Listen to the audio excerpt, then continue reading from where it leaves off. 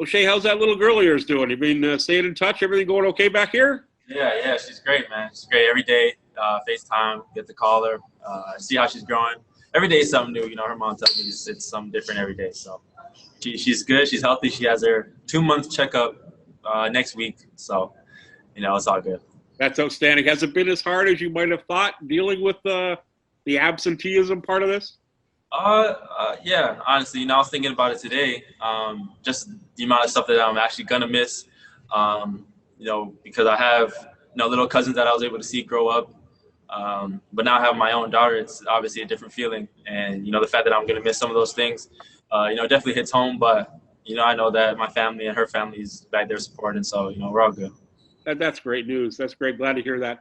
How's the basketball coming? How are you dealing with not having played for so many months and now get back up to full speed at NBA level? How's it coming for you? I feel like I'm getting back up there. I feel like our coaches and our training staff is doing a great job of making sure that we stay on top of what we need to stay on top of.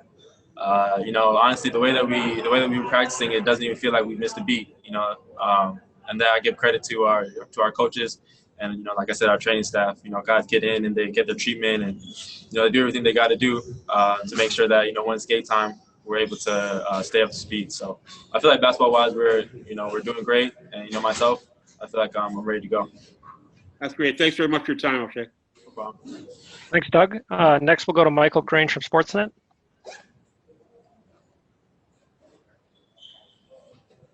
O'Shea, how are you? I just wanted to ask, you probably had more 5-on-5 or full roster practices in the last 2-3 weeks, with the starters all available and all of that, than you probably had all season.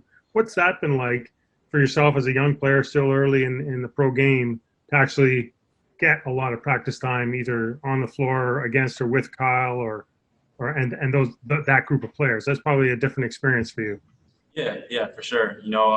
One thing that I've always been saying about these guys, they're true professionals on and off the court, but on the court, I feel like they do a great job of, teaching, myself and other guys who are just coming back or just coming up, different aspects of the game, basketball, life, coaching, different things. They do a great job of making sure that we stay engaged because they know themselves, whatever anything could happen during the season. So they make sure that we stay on top of it. But getting these practice in with these guys, it's great. You learn so much, even if they're not even talking to you. You guys just gotta stay attentive and watch them. Because those are guys that we trust out there on the court every possession. So, I feel like being out there, I'm learning so much. Whenever my number is called, I'll be ready.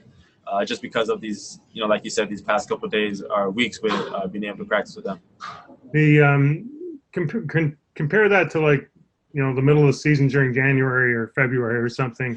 Like how many full 5-on-5 practices might you have had in the space of a month? Not many. Coach Nurse will take on shooting days and getting our recovery, and the guys know their body, so we all come in and we make sure we get our individual treatment. But like you said, a full 5-on-5 practice, especially what we're doing now, really hasn't happened since kind of the start of the season, training camp almost. So it's kind of bonus for you. The older guys probably hate it, but you probably love it. I mean, they're engaged, they're ready, they know that we need it. So I love it, they love it. We're all competitive, we're all going at it. Thank you. Thanks, Michael. Next, we'll go to Aaron Rose from SI.com. Hey, O'Shea, thanks for doing this. Nick talked a little bit about how he's going to kind of shake things up in the scrimmages and test out some, new things and make sure the rotations are constantly changing to get more guys involved. What are your expectations, and are you looking forward to, maybe getting a bigger opportunity in some of those games? I kind of go in with not really having any expectations, just being ready for whenever my number is called. And that's kind of what Freddie told me to start the season, because he was kind of in my position years ago. I asked him how did he kind of cope with it, going through his first year. And, he told me just to stay ready. And, that's kind of what I did all year. No matter if I was with the 905 or with the Raptors, whatever, anytime I was called, I was trying to give my, maximum effort going out there. So that's the same way I'm going to carry on with this. Whenever I'm there, whenever I'm out there, whatever game we have, I'm just going to be ready for whenever coach calls me. How nice is it having a guy like Freddie who's been in your shoes not too long ago and obviously succeeding at the level he is these days? It's amazing. It's amazing. I was having this conversation earlier with TD. Honestly, we were talking about just how far he's came, Freddie, how far he's came from when he first started, and to where he is now, and how respected he is in the league.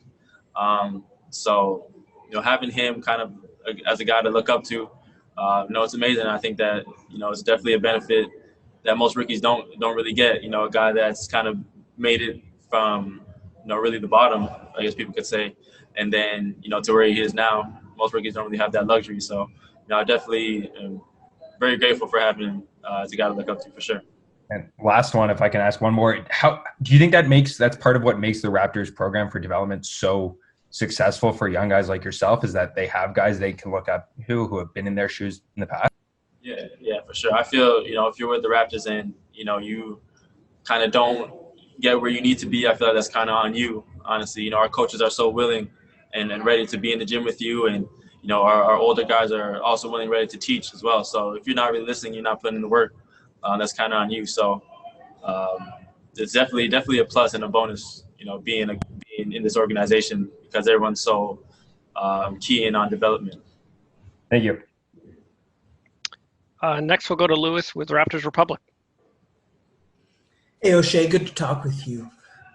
Because so many Raptors are American, a lot of the social justice messaging has been American-specific. But as a Mississaugan, do you make sure there's a Canadian element? And if so, how can you do that? I don't feel like it's really Canadian or American, because whatever's happening over there is happening in Canada as well. Maybe it's not televised or recorded as much, but that stuff kind of goes on everywhere. So whatever messages are being passed around in America, I feel like everyone in Canada is really needs to pay attention and keep their eyes open for anything that's going on like that. From what's been going on, I've been seeing actually more videos popping up, and my friends been telling me different things that's happening back at home. So I don't feel it stuff should be different from Canada to America. I feel like we all got to be one big group, and that's not even just Canada, America. I feel it's got to be worldwide, because this stuff goes on really everywhere.